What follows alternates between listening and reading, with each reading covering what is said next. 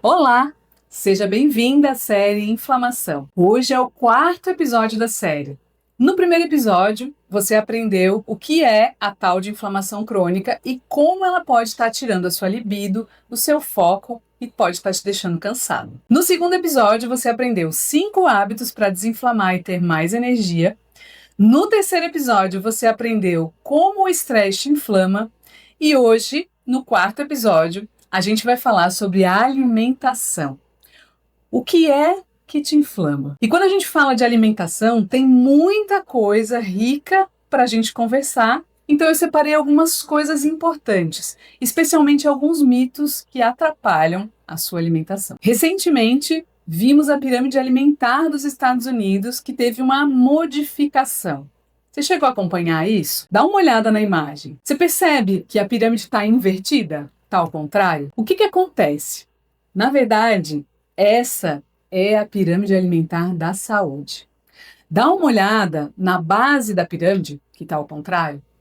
O que você observa lá? Tem proteínas, tem gorduras, tem ovo. Por acaso tem carboidrato na base da pirâmide? Olha só como essa pirâmide já desconstrói muitos dos mitos. Observa a base da pirâmide. Tem gordura, tem proteína, tem vegetais, tem frutas, mas dá uma olhada se tem carboidrato, pãozinho, por exemplo. Onde está o pãozinho? Está lá na ponta da pirâmide. É interessante que no Brasil a gente aprendeu que 60, 70% da nossa alimentação precisa ser composta de carboidratos. E esse é um dos problemas que nos inflama. Mas é uma das coisas que a gente vai falar nesse vídeo no decorrer do nosso bate-papo de hoje. Se você está acompanhando essa série, você já me ouviu falar que nem toda informação é interessante que você tenha, que você conheça. Porque manter as pessoas doentes pode ser rentável para algumas pessoas. Para que você tenha uma alimentação saudável, primeiro você tem que entender que existem muitos mitos que te impedem de se alimentar da forma adequada. E quando eu falo de forma adequada, não tem nada a ver com dieta. Tem a ver com aproveitar o melhor dos alimentos para você. Então, reduzir a inflamação, reduzir o consumo de alimentos que te inflamam e aumentar o consumo dos alimentos que te desinflamam. Olha que tudo isso dá uma grande série só sobre alimentação, mas eu trouxe um resumo do que eu julgo que é mais importante e dos erros que eu vejo os meus pacientes cometendo. Então, vamos a 3 mitos. São 3 mitos que são os principais que a gente vai falar hoje. O primeiro deles é: gordura faz mal. O segundo deles é o carboidrato que te dá energia. E o terceiro deles é: saco vazio não para em pé e você precisa comer de 3 em 3 horas. Em qual desses mitos você acredita?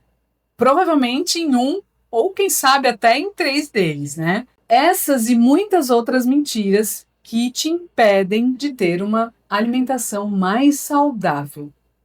Vamos falar do primeiro mito? O primeiro mito é: gordura faz mal. A gente chega a ter medo da gordura, né? Medo do colesterol e tudo, mas não é bem assim. E para a gente falar um pouquinho desse mito, a gente vai precisar falar um pouquinho de história. Lá pelos anos 1970, começou-se a introduzir na alimentação mundial, especialmente nos Estados Unidos e na América do Sul, começou a se introduzir na alimentação os óleos vegetais. O que são os óleos vegetais? As margarinas, os óleos de canola, soja, algodão, palma, milho, girassol, todos esses óleos começaram a ser inseridos na alimentação. Na época, as pessoas se alimentavam com manteiga, banha, né? Uma alimentação mais voltada para as gorduras animais. E o sabor dessas gorduras vegetais não era muito bom, né? Então houve uma propaganda massiva, inclusive você vai ver aqui uma das fotos da propaganda massiva. Houve uma propaganda massiva para que as pessoas entendessem que era muito mais saudável se alimentar de gorduras vegetais. E claro, tudo isso foi promovido por uma indústria alimentícia que estava financiando as pesquisas cardiológicas. Até hoje, a American Heart Association, que é a Associação Americana de Cardiologia, que é quem nos dita os valores de colesterol, que é quem nos dita os valores da pressão arterial e todas as diretrizes de infarto e tudo, é financiada por uma indústria alimentícia. Mas não vou entrar em detalhes sobre isso, mas uma coisa importante que você precisa saber é o seguinte: na época, foi muito difícil de convencer as pessoas a se alimentar, a trocar a alimentação animal pela alimentação vegetal, até porque o gosto não era bom e tudo, né? E aí foi feita essa propaganda massiva. O que se percebeu, e claro, se você procurar aí na internet, você vai encontrar várias controvérsias e tudo, mas é minimamente estranho. O que se percebeu foi que, a partir dos anos 70, houve um aumento de 200% no índice de infartos nos Estados Unidos. Então, será que isso não está relacionado à mudança alimentar que aconteceu? O que a gente aprendeu na prática é o seguinte: esses óleos, tanto essa margarina, mesmo a margarina que protege o coração, que talvez você já tenha ouvido falar, eles se transformam num metabólito tóxico que acaba inflamando o seu corpo. Então, esses óleos vegetais, por exemplo, canola, a própria margarina, o óleo de soja, girassol, algodão, palma, talvez tenha esquecido algum. Esses óleos, o óleo de milho, esses óleos fazem com que você inflame. Então, mesmo que você não coma frituras, se você usa na sua alimentação esses óleos, seria interessante que você substituísse por outros óleos que sejam mais saudáveis, e eu já vou te falar. Então, o que te inflama, a gente já falou. Quais são os óleos que podem te ajudar a desinflamar? Óleo de abacate, azeite, a própria manteiga, o óleo de coco e, com algumas ressalvas, a banha, dependendo do que você for usar. O problema da banha é que ela é muito calórica, então ela tem gordura saturada e tudo. Então, apesar de ela ser uma gordura animal, dependendo da situação, dependendo da sua saúde, talvez não seja a melhor escolha. Mas sim, é interessante você substituir os óleos vegetais por esses óleos que a gente falou, que também tem alguns vegetais, mas são os óleos mais saudáveis: óleo de abacate, coco, azeite, manteiga, pode ser manteiga ghee ou pode ser manteiga normal, e aí, em menor instância, vamos dizer assim, a banha também pode ser usada, mas com essa ressalva que a gente falou, que ela normalmente é muito calórica. Então, dependendo do que você está buscando para a sua saúde, talvez não seja interessante. Quando a gente fala que gordura faz mal e que isso é um mito, por que a gente precisa desconstruir esse mito? Existem gorduras que ajudam o seu intestino a funcionar melhor, que são essas gorduras boas. Existem gorduras que ajudam você a produzir os seus hormônios. Então, a base para a produção dos nossos hormônios, femininos, masculinos e os outros também, são as gorduras. Então, é importante, sim, utilizar as gorduras, mas as gorduras certas. E aí tem uma coisa que eu não falei, porque eu acabei optando por não trazer nesse momento os suplementos, que é o tal do ômega 3. O ômega 3 previne que você tenha alterações no colesterol. Então, o ômega 3 ele ajuda a aumentar o colesterol bom e, consequentemente, regula o colesterol ruim. Então, também é uma gordura boa que ajuda na produção dos nossos hormônios. Então, o que é importante? Você entender que existe alimento que te inflama, existem gorduras que pioram a sua saúde e existem gorduras que melhoram a sua saúde. E encaixar na sua rotina o que for possível, né? Substituir todas essas que te inflamam por alguma gordura que te ajude a desinflamar. Então, esse é o primeiro mito. Olha só que doido.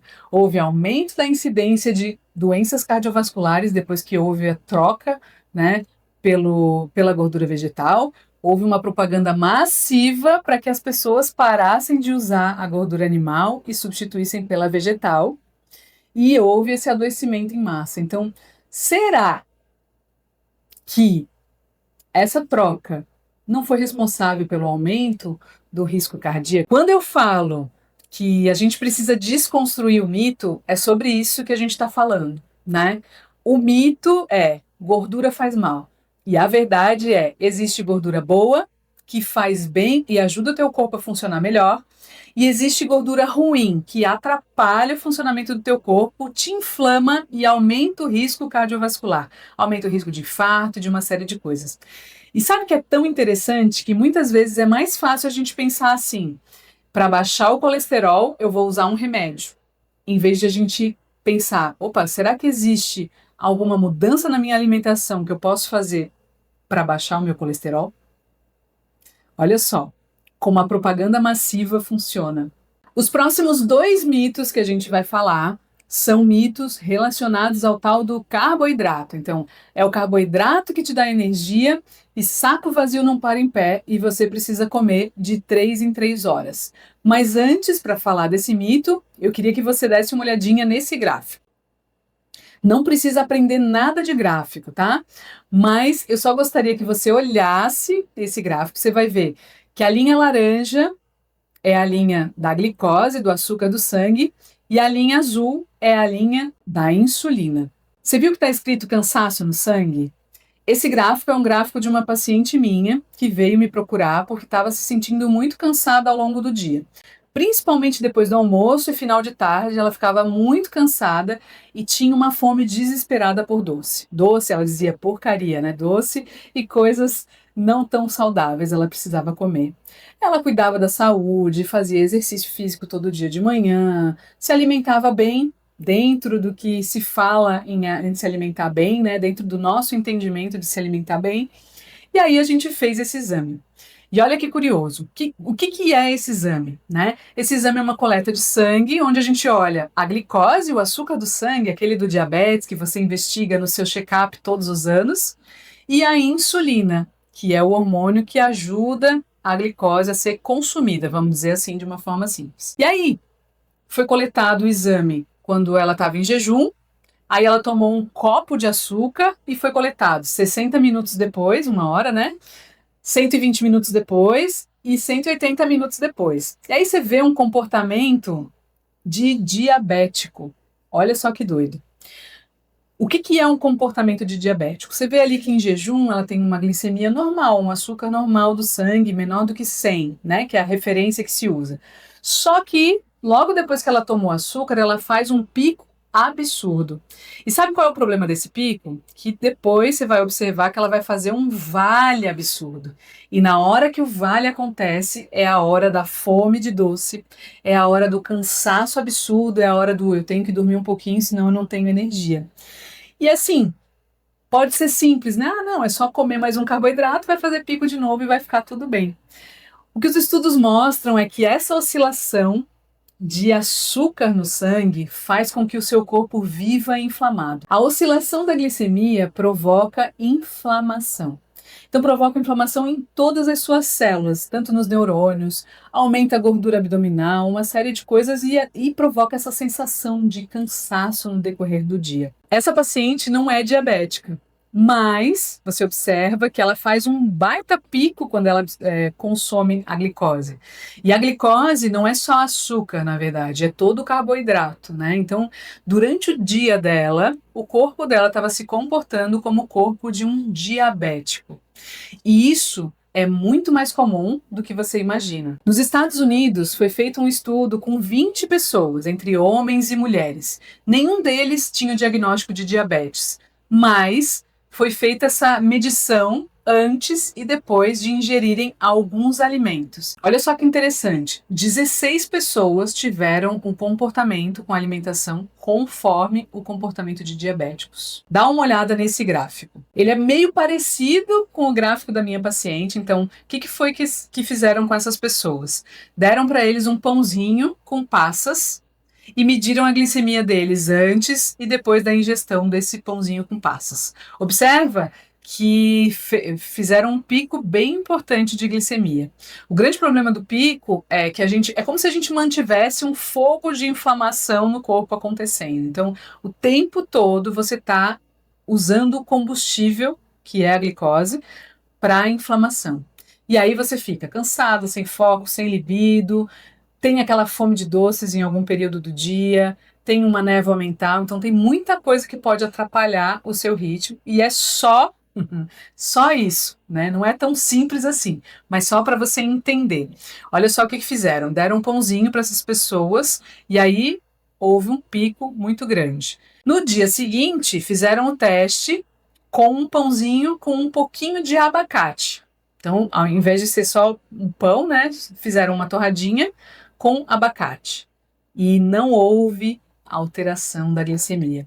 Então, isso faz muita diferença no seu dia a dia. E como que a gente pode aplicar isso no seu dia a dia? Fica ligada que eu vou te passar algumas dicas, mas já vou trazer o mito aqui para a gente desconstruir. Me responde, o carboidrato te dá energia? A energia do carboidrato é uma energia fraca, é uma energia que dura pouco, é uma energia que vai, faz pico e daqui a pouco ela faz um vale e te dá muito cansaço. E essa oscilação faz com que você mantenha o seu corpo inflamado. E agora, o que a gente pode fazer para evitar que essas oscilações aconteçam? Nossa, tem muita coisa, né? Dá para a gente fazer uma aula ou um capítulo só disso, só sobre essas oscilações de glicemia e como que a gente controla elas. Mas uma das coisas que você já pode fazer e que a gente falou no segundo episódio da série é sempre começar o dia com uma proteína ou com uma gordura boa. Não que você não possa comer o seu pãozinho, o seu carboidrato, mas nunca que ele seja a primeira opção. Então tem duas coisas que você pode fazer já para ajudar o seu corpo a regular melhor essas oscilações do açúcar. A primeira delas é comer sempre uma proteína ou uma gordura boa de manhã cedo. E a segunda é fazer a última refeição por volta das 6, 7 horas da noite e permitir que o seu corpo fique pelo menos 12 horas em jejum. Se puder ser mais, melhor. Então, assim, um jejum um pouquinho mais prolongado à noite e quebrar esse jejum com uma proteína ou com uma gordura boa. Tá vendo como é simples reduzir a inflamação? Tem muita coisa que a gente pode fazer, mas é aos pouquinhos. E é sempre mudando um hábito de cada vez, ajustando e sentindo. Faz isso que com certeza você vai sentir muitas mudanças no seu corpo hoje. Outro mito falado, né, é o tal do saco vazio não para em pé. E você precisa comer de 3 em 3 horas, especialmente se você quiser emagrecer. Você já ouviu isso? Toda vez que você começa uma dieta, dizem para você que você precisa comer de 3 em 3 horas. E isso não é verdade. Para que você entenda um pouquinho do que eu estou querendo dizer, eu quero que você pense lá no Homem das Cavernas. Imagina o Homem das Cavernas querendo emagrecer e fazendo dieta de 3 em 3 horas. Nossa, preciso comer de 3 em 3 horas. Era assim que ele fazia? Não, né? E talvez você esteja pensando, nossa, mas que besteira, hoje nós temos tecnologia, nós somos evoluídos e tudo. É verdade, você tem razão, nós somos evoluídos, só que o nosso corpo ainda é o mesmo do Homem das Cavernas. E por que que para emagrecer e por que que para ser saudável a gente tem que comer diferente deles, né? Então esse é um questionamento que eu te faço. O jejum é uma prática milenar, que, claro, muitas vezes é associada com a questão espiritual, mas que também tem esse efeito de reduzir inflamação, reduzir a produção de células cancerígenas, por exemplo. Então, o nosso corpo ele é todo autorregulável, ele é inteligente. Se ele for usado da forma adequada, você pode sim ajudar ele a se equilibrar. E quando ele se equilibra, você emagrece e você melhora a inflamação do corpo. Então, uma das alternativas muito importantes para você utilizar para desinflamar é o jejum. E como a gente já falou no segundo mito, né? O primeiro jejum que a gente pode começar a provocar no corpo é 12 horas de jejum. Então, comer e calcular ali pelo menos 12 horas para que as suas células possam realmente entrar em repouso, especialmente a questão da glicemia se estabilize. E aí, claro, quando você começar a comer, que coma proteína ou gordura boa primeiro, antes de comer o carboidrato. Nada de acordar e comer um pão, ou nada de acordar e comer uma fruta, uma banana, nada disso. Isso é depois de comer a proteína ou a gordura boa. Olha só quanta coisa a gente já falou, né? Então hoje a gente desconstruiu 3 mitos para que você comece a ajudar o corpo a desinflamar com a alimentação. O primeiro deles, gordura faz mal. Então a gente viu que Nem toda gordura faz mal e existem gorduras que te ajudam a desinflamar e te ajudam a manter o seu corpo saudável. O segundo mito foi que é só o carboidrato que te dá energia. E aí a gente viu que não é bem uma energia que o carboidrato dá, ele desequilibra. Não é que a gente não possa comê-lo, mas existem formas de comê-lo. E isso dá um curso, mas para que você já possa implantar isso no seu dia a dia, o ideal é que você acorde e coma uma proteína ou uma gordura boa e que faça um período maior de jejum. E aí você já contempla o terceiro mito, que é saco vazio não para em pé, e se você quiser ser saudável, tem que comer de 3 em 3 horas. Isso não é verdade. Hoje eu vou ficando por aqui, no quarto episódio da nossa série. Amanhã a gente vai falar um pouquinho sobre o intestino e como ele pode ajudar ou atrapalhar a sua saúde. Começa a aplicar essas pequenas mudanças no seu dia a dia que provavelmente você vai já sentir muito mais foco, muito mais energia e muito mais saúde. Saúde é liberdade. A gente só precisa entender como fazer para construí-la. Um beijo e até o próximo episódio.